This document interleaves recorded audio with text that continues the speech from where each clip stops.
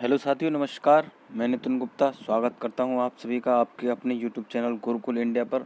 तो साथियों, आज लेकर आया हूं आपके लिए क्या है, जो आपका सीटेट 2012 में आपका क्या है, ईबीएस का जो पोर्शन है, पर्यावरण अध्ययन का जो पोर्शन है, उसके क्या है 15 सवाल करेंगे, जो कि आपके क्या होंगे, एनसीईआरटी बेस्ड भी होंगे, आपके एनसीईआरटी के होंगे और पेडागोजी भी आपके उसमें मिक्स होंगे। ठीक है, तो बिल्कुल दोनों क्वेश्चन मिक्स आपको यहाँ देखने को मिल जाएंगे।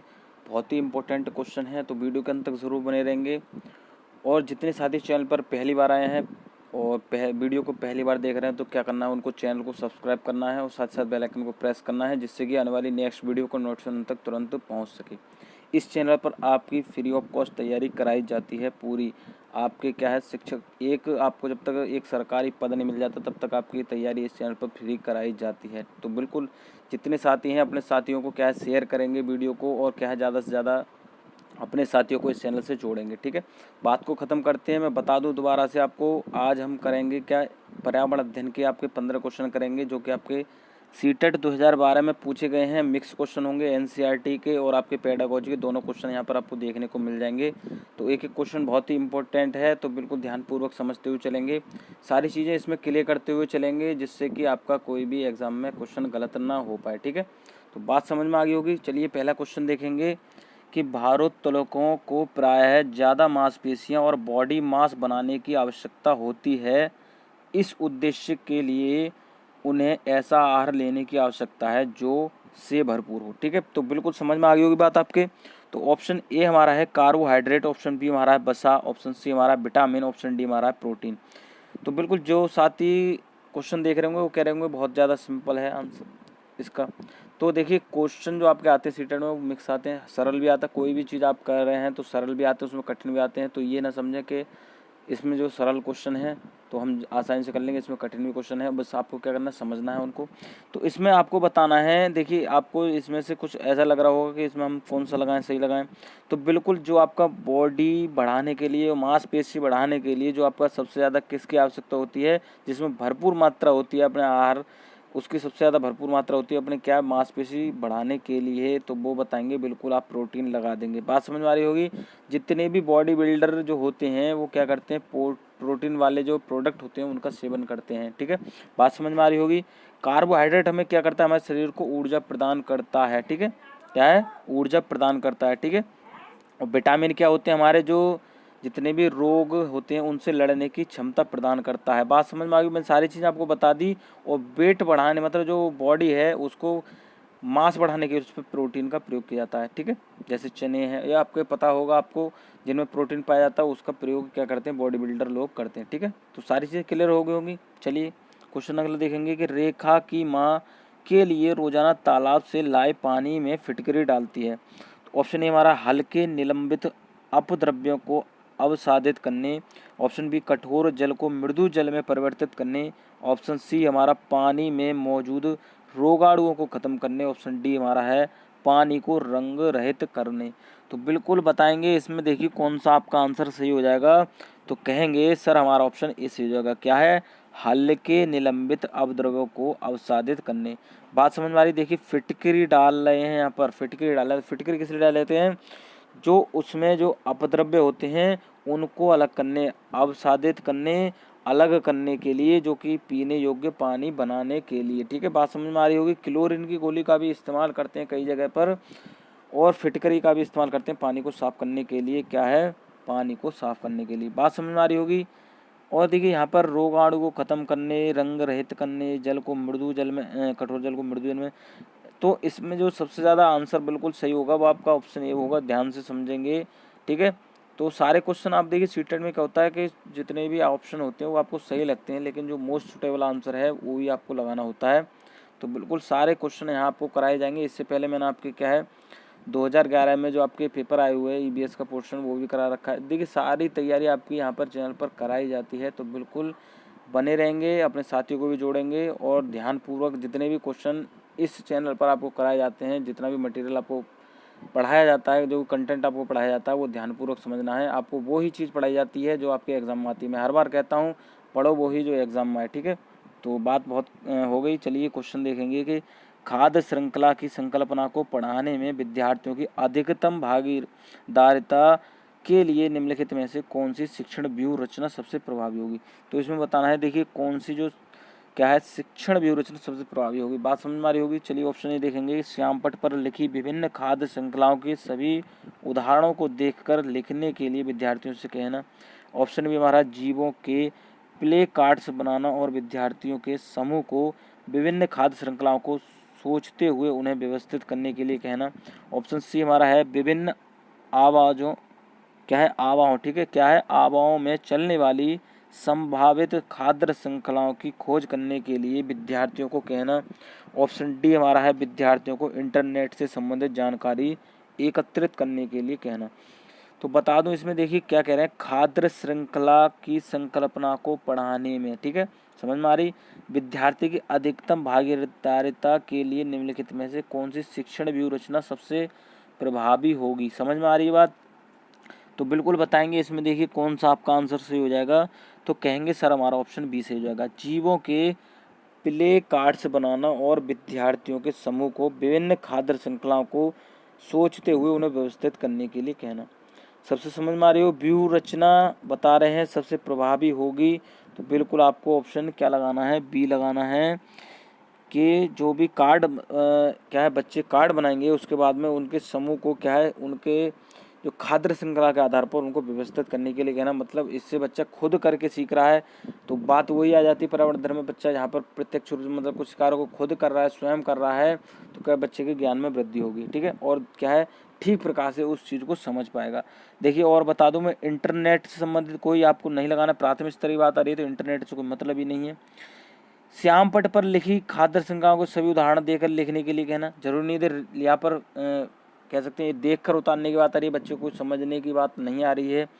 और तीसरी बात है विभिन्न आवाओं में चलने वाली संभावित खाद्य श्रृंखला को खोज करने के लिए कहना।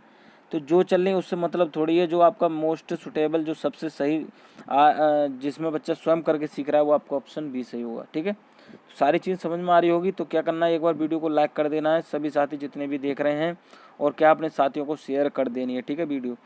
चलिए क्वेश्चन अगला है कि रेत और नमक। देखिए बिल्कुल इंपॉर्टेंट क्वेश्चन है, ऐसा आपका एक क्वेश्चन, देखिए सारे क्वेश्चन इंपॉर्टेंट है, ऐसे ही पैटर्न। तो प्रीवियस पेपर इसलिए कराता हूँ मैं कि आपको क्वेश्चन का पैटर्न पता चल जाता है किस प्रकार के क्वेश्चन आते हैं।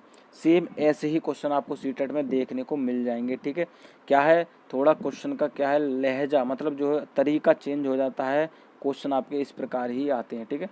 तो समझ में आ रही होगी बात। तो रेत और नमक के मिश्रण को पृथक करने के लिए प्रक्रियाओं के निम्नलिखित 4 क्रमों में से किसका उपयोग किया जाना चाहिए। समझ में आ रही बात।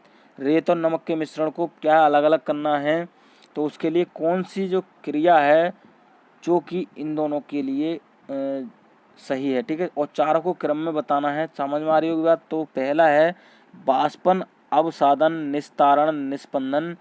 दूसरा हमारा है निस्तारण, अवसादन, बाष्पन और आपका निस्पंदन। और सी हमारा है अवसादन, निस्तारण, निस्पंदन, बाष्पन।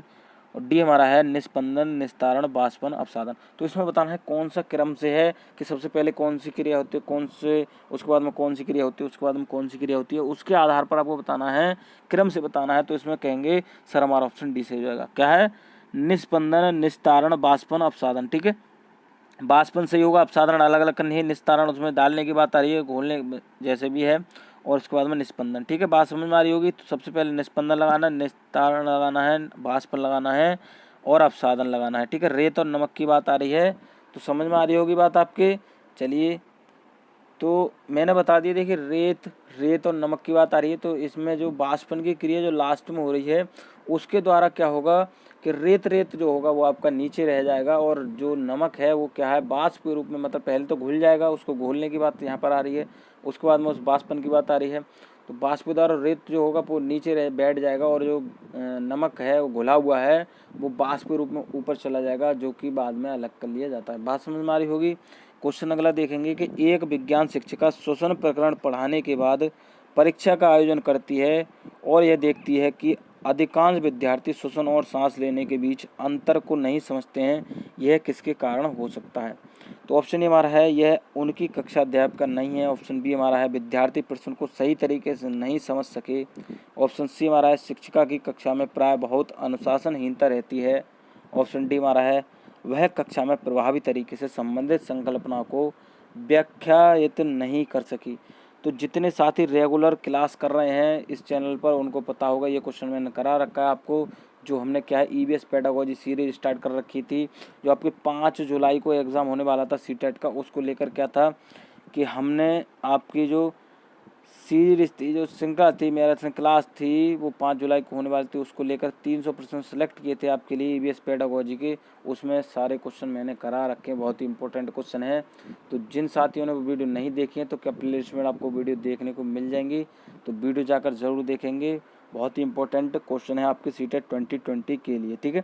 तो इसमें बताना है, देखिए सबसे सही कौन सा है, किसके कारण जो हो सकता है, तो बिल्कुल आपको पता होगा ऑप्शन डी सही हो जाएगा। यह कक्षा में प्रभावी तरीके से संबंधित संकल्पना को व्याख्यायित नहीं कर सकी। देखिए अध्यापिका नहीं है तो बात तो यहाँ पहले ही देखिए शिक्षिका की बात है, अध्यापिका नहीं है, ये कैसे पढ़ा सकते जब अध्यापिका नहीं है, तो कैसे यह शोषण प्रक्रिया पढ़ाएगी। उसके बाद में कह रहे हैं विद्यार्थी प्रश्न सही तरीके से नहीं समझ सके। उसके बाद में बात हो रही है शिक्षिका कक्षा के प्राय बहुत अनुशासनहीनता नहीं लगानी है आपको। ज़्यादा ऐसे आ जाए कि अनुशासन में रखकर बच्चे को पढ़ाया जा रहा है, वो भी आपका नेगेटिव हो जाएगा, ठीक है। एक शिक्षक की बात यहाँ पर आ रही है कि एक शिक्षक के बारे में बात आ रही है, तब आपको अनुशासनहीनता नहीं लगानी है। और क्या लगाना है, वो लगाना है कि जिसके द्वारा बच्चे जो है आसानी से सीख रहा होगा। वो आपका बिल्कुल ऑप्शन डी में है कि वह कक्षा में प्रभावी तरीके से संबंधित संकल्पना को व्याख्यायित नहीं कर सकी। अब इसकी जगह पे ऐसे कैसा आपका ऑप्शन अलग तरीके से क्या है, व्यवस्था फेल होगी। मैंने बता रखा है आपको, क्वेश्चन में पूछ लेगा और ऐसे करके आंसर दे देगा कि शिक्षक के द्वारा व्यवस्था फेल होगी, ठीक है। क्या है, या शिक्षक जो है व्यवहारिक रूप से या बच्चे को उसके व्यवहार के अनुसार नहीं समझा सकी, ठीक है। तो ऐसे आपके क्वेश्चन देखने को मिल जाएंगे, और से ऐसे आपको ऑप्शन देखने को मिल जाएंगे, सॉरी।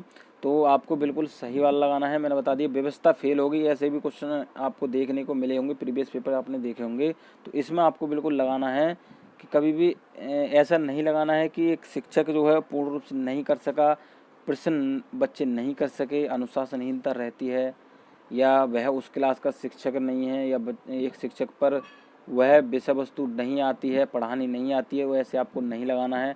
लगाना है व्यवस्था फेल होगी, या एक शिक्षक जो है पूर्ण रूप से उसके व्यवहारिक रूप से बच्चे को नहीं समझा सका, ऐसे आपको लगाना है। तो बिल्कुल आपको डी लगाना है।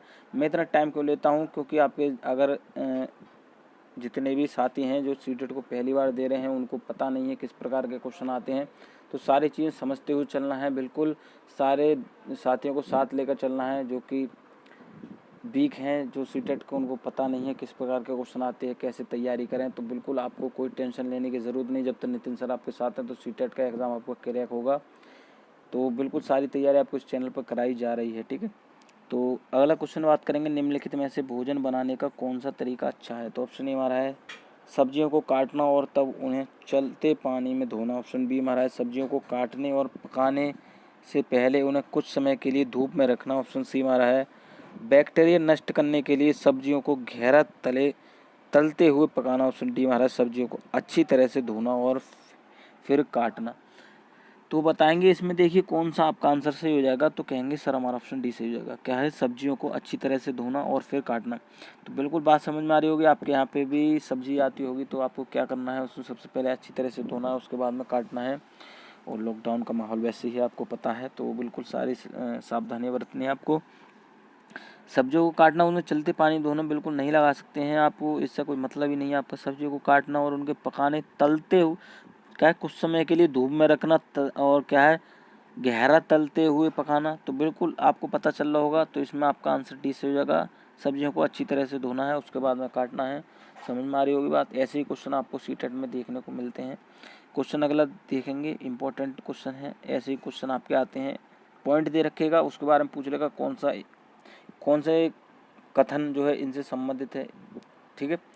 तो ऐसे ही आपके आ जाते हैं, कोई निगेटिव पूछ लेगा कि इसमें से नहीं है। सारे क्वेश्चन यहाँ कराए जाएंगे आपके। तो क्वेश्चन है कि पर्यावरण अध्ययन की शिक्षिका वायु प्रकरण को पढ़ाते समय यह प्रदर्शित करना चाहती है कि वायु में भार होता है और वह जगह घेरती है। उसकी सहयोगी इस उद्देश्य के लिए उसे निम्नलिखित 4 भिन्न गतिविधियाँ सुझाते हैं। तो 4 गतिविधियाँ हैं, इनमें से बताना है कौन कौन सी आपकी सही है। तो ए हमारा है खाली उल्टा बीकर पानी की सतह के ऊपर रखें और उसे नीचे धकेलें। दूसरा है हमारा स्ट्रॉ के माध्यम से जूस को खींचना। सी हमारा है गुब्बारे में हवा भरना। डी हमारा है 2 भरे हुए गुब्बारे एक छड़ से बांधें तथा साम्य अवस्था में ले जाएं, तब उसकी एक गुब्बारे को फोड़ दें। ठीक है, क्या है, तब किसी एक गुब्बारे को फोड़ दें। बात समझ में आ रही? तो इसमें बताना है उपयुक्त गतिविधियों में से कौन सी गतिविधियां वांछनीय परिणामों को प्रदर्शित करेंगी। समझ में आ रही होगी बात? तो बताएंगे इसमें कौन सा आपका आंसर सही होगा। तो कौन कौन से इसमें आपके सही होंगे, तो ऑप्शन इसमें आपका जो पहला पॉइंट है वो सही होगा। खाली क्या है, उल्टा बीकर पानी की सतह के ऊपर रखें और उसे नीचे के लिए रखें। आपने देखा होगा, आप घर पे करके देखेंगे। अगर आपने नहीं देखा होगा, नहीं समझा होगा, तो क्या करना है कि पानी आपका बाल्टी में भरा होगा, उसमें एक बीकर होगा या मग्गा जो आप जानते होंगे, उसको क्या है ऊपर से दबाना है। तो उसमें आपको देखने को मिलेगा कि प्रेशर हो रहा है। ठीक है, क्या है, मग्गा जो है आपको जो बीकर है वो पानी के अंदर देरी मतलब जो है दिक्कत कर रहा है। ठीक है, जा नहीं पा रहा है अंदर, तो वो क्या है, वो दबाव उसमें क्या है, दबाव बनना है। ठीक है, क्या है, दबाव बनना है। तो वायु प्रकरण बढ़ाने के लिए आपका बिल्कुल सही होगा। उसके बाद में स्ट्रॉ माध्यम जूस खींचना, ये नहीं होगा। गुब्बारे में हवा भरना जरूरी नहीं, हवा भरने से क्या मतलब है। और आपका डी सही हो जाएगा कि दो भरे हुए गुब्बारे को छड़ में बांधें तथा साम्य अवस्था में ले जाएं, तो एक गुब्बारे को फोड़ दें। जब दोनों में समान रूप से हवा भरी जाएगी और एक गुब्बारे को फोड़ देंगे, तो क्या है, छात्र आसानी से समझ लेगा कि क्या है, वायु में भी भार होता है। ठीक है, वायु में भी भार होता है। जब छड़ जो एक गुब्बारे को फोड़ देंगे, तो छड़ में जो एक तरफ का गुब्बारा होगा वो नीचे के लिए आ जाएगा। तो छात्र जो आसानी से समझ लेगा कि वायु में भी भार होता है। समझ में आ रही हो बात? तो ये प्रकरण पढ़ाने के लिए 2 कथन आपके बिल्कुल सही होंगे, ए और डी। ये आपको कौन से ऑप्शन में देखने को मिल रहे हैं, तो कहेंगे सर ऑप्शन ए में देखने को मिल रहे हैं। ठीक है, समझ में आ गई होगी बात बिल्कुल। चलिए क्वेश्चन अगला देखेंगे कि वायु प्रदूषण प्रकरण पढ़ाने के लिए 4 अलग अलग विज्ञान शिक्षक 4 तरह की शिक्षण पद्धतियों का प्रयोग करते हैं। निम्नलिखित में से कौन सी पद्धति सबसे ज़्यादा उचित है। क्या है, कौन सी पद्धति सबसे ज़्यादा उचित है, ये बात हमें बतानी है। तो ऑप्शन ए हमारा विद्यार्थियों को वायु प्रदूषण पर वृत्ता चित्र दिखाना। ऑप्शन बी हमारा है विद्यार्थियों से कहना कि वे दीपावली से पहले और बाद में वायु के नमूने इकट्ठे करें और उनकी गुणवत्ता का अध्ययन करते हुए निष्कर्षों को सारणीकृत करें। ऑप्शन सी हमारा विद्यार्थियों को पाठ्य पुस्तक में से प्रकरण का सस्वर पठन करने के लिए कहना और संकल्पना शब्दावली का अर्थ स्पष्ट करना। ऑप्शन डी हमारा है प्रकरण पूरा करने के बाद अभ्यास दिए गए सभी प्रश्नों के उत्तर लिखवाना। तो बताएंगे इसमें, देखिए कौन सा आपका आंसर सही हो जाएगा। तो बिल्कुल बताएंगे कौन सा आपका आंसर सही होगा। तो कहेंगे सर ऑप्शन बी सही हो जाएगा। विद्यार्थियों से कहना कि वे दीपावली से पहले और बाद के वायु के नमूने इकट्ठे करें और उसकी गुणवत्ता का अध्ययन करते हुए निष्कर्षों को सारणीकृत करें।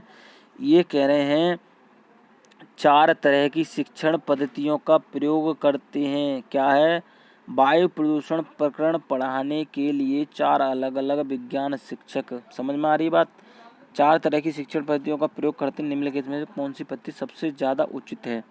तो बिल्कुल इसमें आप समझ रहे होंगे कि गलत है, लेकिन ये सही हो जाएगा कि जब दीपावली से पहले की बात करेंगे तो उसमें वायु की क्या है, कुछ अलग बात होगी, और उसके बाद दीपावली की बात करेंगे तो आप पटाखे भी फोड़ते होंगे, तो उसमें वायु जो होगी वो कुछ दूषित होगी।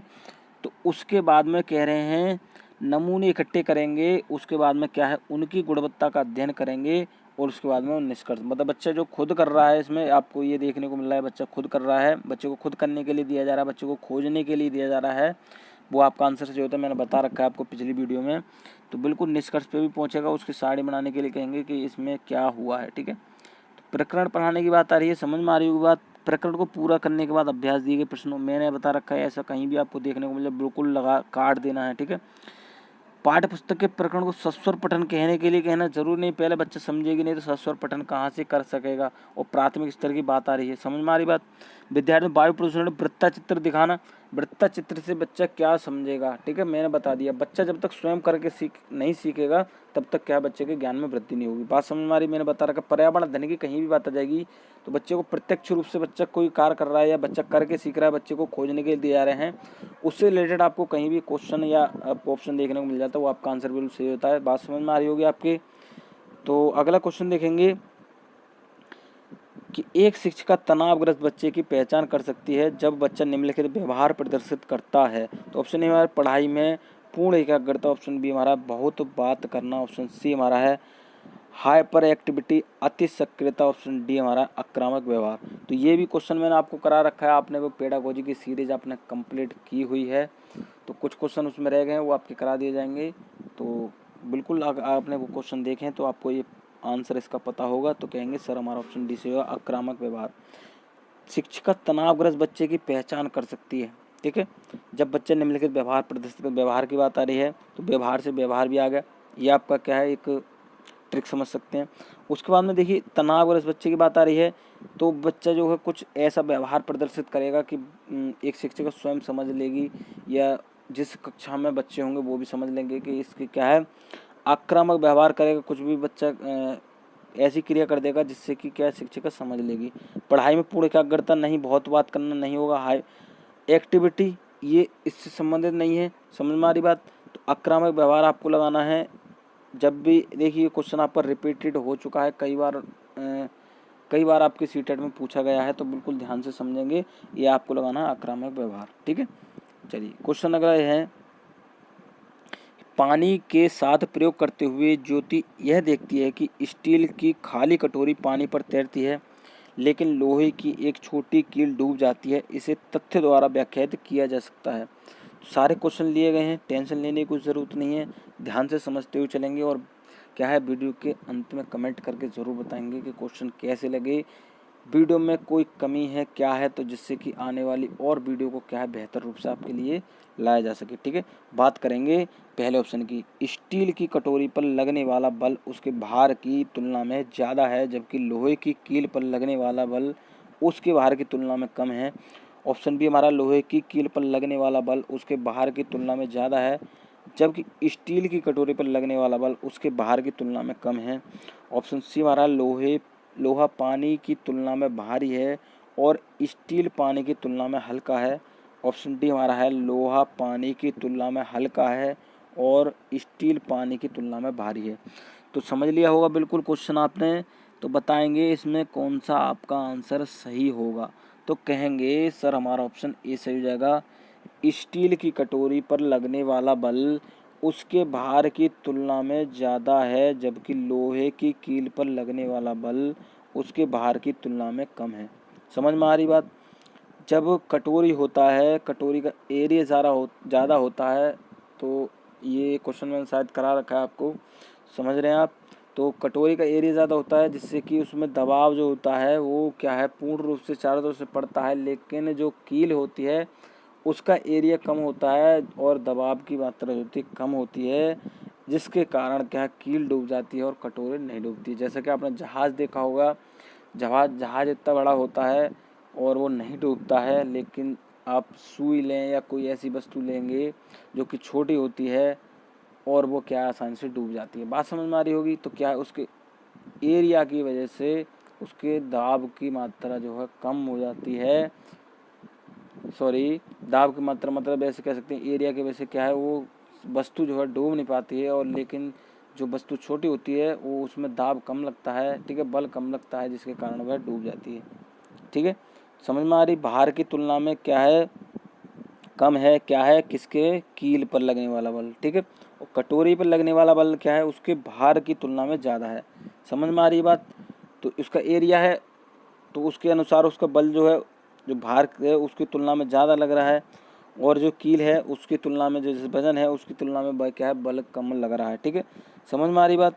चलिए क्वेश्चन अगर देखें, निम्नलिखित में से जीवन प्रक्रियाओं का कौन सा युग्म पेड़ पौधों और जीव जंतु दोनों से मिलता है। ऑप्शन ए प्रजनन और भोजन बनाना, ऑप्शन बी प्रजनन और अंकुरण वृद्धि और अंकुरण, ऑप्शन सी हमारा है वृद्धि और प्रजनन, ऑप्शन डी हमारा है वृद्धि और भोजन बनाना। तो ये क्वेश्चन आपको देखने को मिलता है एग्ज़ाम में, अगर आपने प्रीवियस पेपर देखे होंगे सारे क्वेश्चन आपको यहाँ कराए जाएंगे। तो बताएंगे इसमें देखिए कौन सा आपका आंसर सही होगा। तो कहेंगे सर हमारा ऑप्शन सी से हो जाएगा वृद्धि और प्रजनन। तो ये क्वेश्चन आपका आता है, बार बार आता है, तो समझेंगे पेड़ पौधों और जीव जंतु में समानता क्या पाई जाती है, ऐसे भी आपका क्वेश्चन पूछ लेता है। पेड़ पौधे और जीव जंतु क्या प्रदर्शित करते हैं, क्या व्यवहार प्रदर्शित करते हैं, ऐसे भी आपको पूछ लेगा। तो आपको क्या याद रखना है कि वृद्धि और प्रजनन समान व्यवहार प्रदर्शित करते हैं। पेड़ पौधे और जीव जंतु क्या है, वृद्धि और प्रजनन, वृद्धि भी करते हैं और प्रजनन भी करते हैं। ठीक है, समझ में आ रही बात। अगला क्वेश्चन है, अंजलि की सहेली दांतों में क्षय से बचने के लिए निम्नलिखित 4 तरीके बताती है। ऐसे क्वेश्चन आप पे आते हैं, कुछ पॉइंट दे रखे हैं, पहले भी आपको क्वेश्चन करा रखे हैं, उन्हें पूछ लेगा कौन से इससे संबंधित है, जो कि हमने पीछे भी अभी क्वेश्चन किए थे। अंजलि को उपयुक्त तरीकों में से किसका अनुपालन करना चाहिए, समझे।